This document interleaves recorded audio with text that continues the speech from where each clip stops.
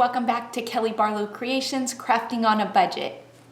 Today's video, I'm going to be showing you how to distress a mason jar.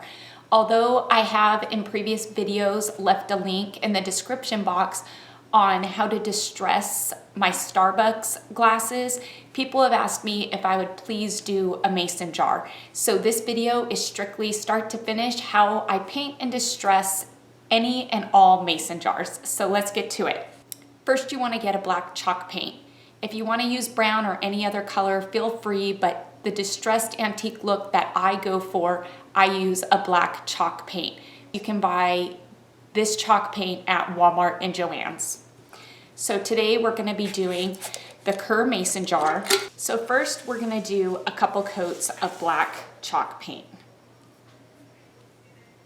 We want good coverage. You want your lines to go all the same direction. So you either want to go side to side or up and down, but you don't want to do both. And in some ways you will see me go up and down, but then I'm going to fix it just to get in all the cracks and the crevices.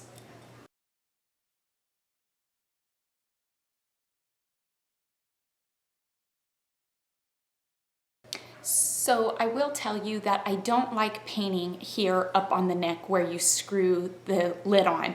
It makes it harder to screw on, it gets tacky and sticky, and it just makes for a hot mess. It ends up scratching and peeling, and it just is a mess. But I do paint this lip, right, the very bottom lip of it, because that does show, and I will take a sandpaper later on and clean up our edges.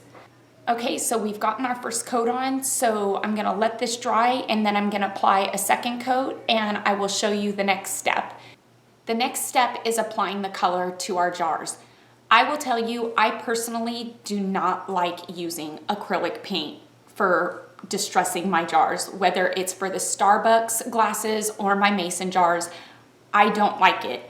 I've tried it. It doesn't distress well, it doesn't sand off well, and it just doesn't look distressed and antique and worn out. It looks scratched off and it just doesn't give the look that I am looking for. And so one of my favorite things to do is to buy the sample paints at Lowe's. And Valspar comes out seasonally with a whole new line of colors, and they sell these sample sizes for, I want to say like $2.99 to $3.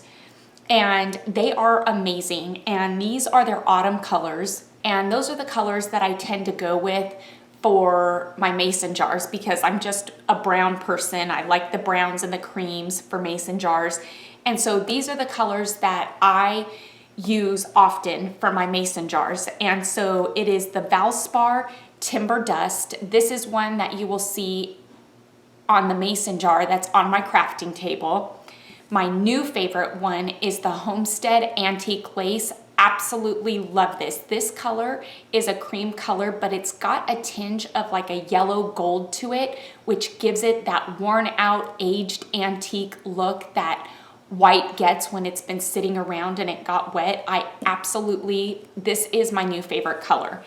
And I just tried this one recently, and it is the Universal Umber. And I love this one. It is a bit darker than the Timber Dust, and I just really liked this one as well. We've got our two coats. It's nicely covered, so now we are going to go ahead and paint it, and the color I've chosen is the Universal Umber. And so yeah, that's what we're gonna do. And with this, you are going to put as many coats as needed to cover the black. You want nice coverage of the black. You don't want the black showing through, and you're gonna see that just doing the first coat, it's not gonna cover the black. So you're probably gonna need 2, maybe 3 coats.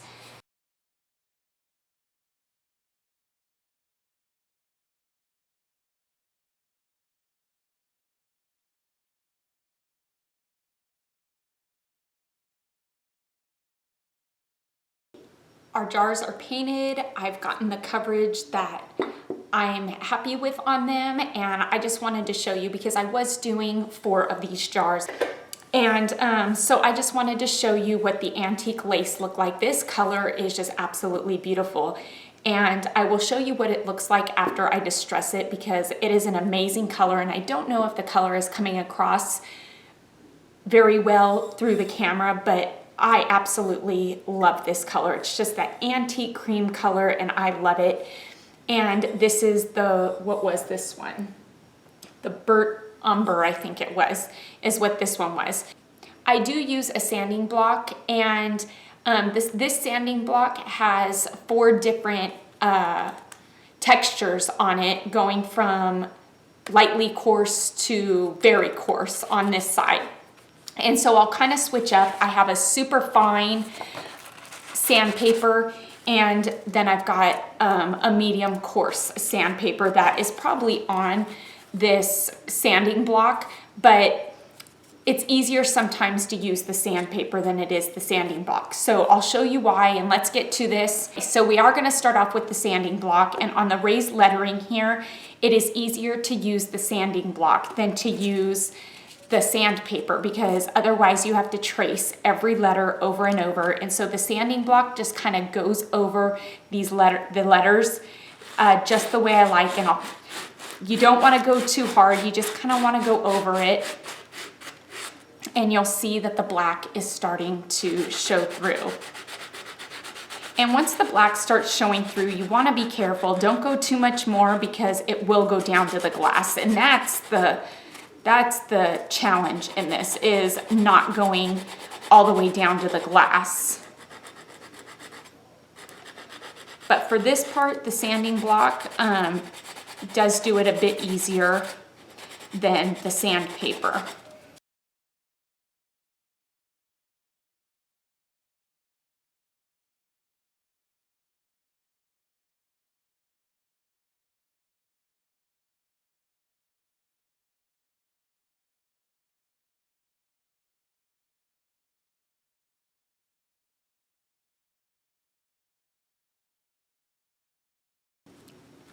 So I've done all the lettering. Doesn't that look nice? There's a bunch of little dots here on the bottom of the jar that I like to get. Anything that's raised up, I like to kind of go over with the block.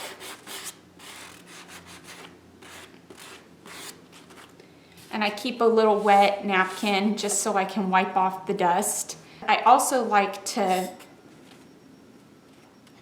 go around this edge where the lid meets, and just put a nice, I like to have a real nice line there. And I'm also gonna go over and get the remaining paint off. Now I'm gonna take my lighter sandpaper, and I'm just gonna kind of start sanding off some of the paint.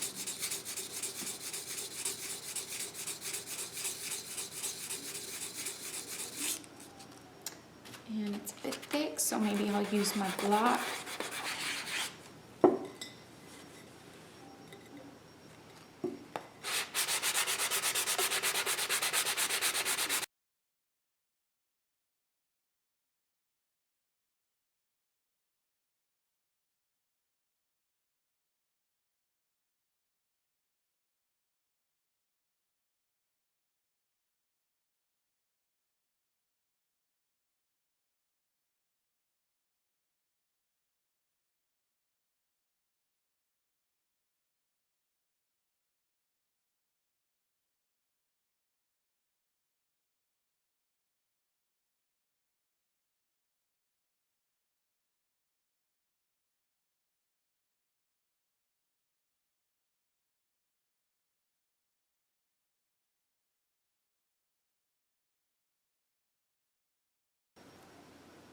We are done distressing it with the sandpaper now. I've gotten the amount of distress that I'm happy with on the jar, and it came out nicely. I love it. And this honestly in the past has been it for me. I've been done with just sanding it and leaving it as is. Just recently, I decided that I was gonna try some of the Tim Holtz ink stain dye. And I wanted to see if I could add like color variations to it just to make it look dirtier, not, you know, so it wasn't just wore out, so it looked actually dirtier. And so I will tell you that if you choose to do this step, you can be done with just this and you are done distressing it. If you are going to do this step, you need to seal it with the Mod Podge acrylic sealer. And this is the matte one. I am going to seal these when I am done with them because I don't know if they'll be near water or not.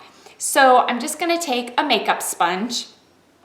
I'm gonna dab it in, and I am lightly gonna go over some of the spots.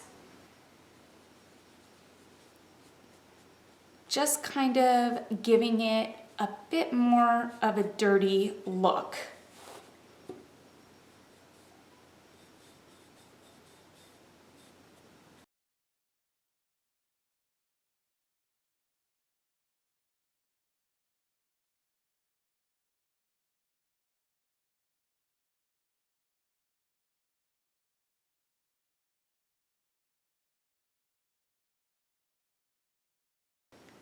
And there we have it. I am definitely very happy with how that looks. I'm satisfied with how distressed it looks. And that's it. This is it to distressing. It does take a little bit of time, but the end is very rewarding and well worth it. I'm super happy with the way they both came out. I love this burnt umber with the Tim Holtz Distress ink on it. I think it just added so much to this jar and the look of it. And I gotta be honest, I don't wanna touch this antique homestead color. I love the color that it is. I think it's my new favorite color, and I wanna distress everything in this color now because I have everything in the timber dust and the burnt umber. So I hope that this video helped you with distressing. You don't just have to distress mason jars. You can distress any jars. There's just endless possibilities with distressing, and I just love this look, and I hope you do too. Please, everybody, give this video a thumbs up and subscribe to my channel, because when I reach 2,000 subscribers, I will be having another awesome giveaway. So in order to be eligible for it, you've got to subscribe, and you have to stay subscribed. Please follow me on Pinterest, Instagram, Twitter, and Facebook for updates of upcoming videos. And stay tuned for more Kelly Barlow Creations Crafting on a Budget videos to come, because I've got some great crafting ideas on a budget that are coming up here in the near future. So stay tuned for those, everybody. And until next time, have an awesome day and happy crafting on a budget. And bye for now, everybody.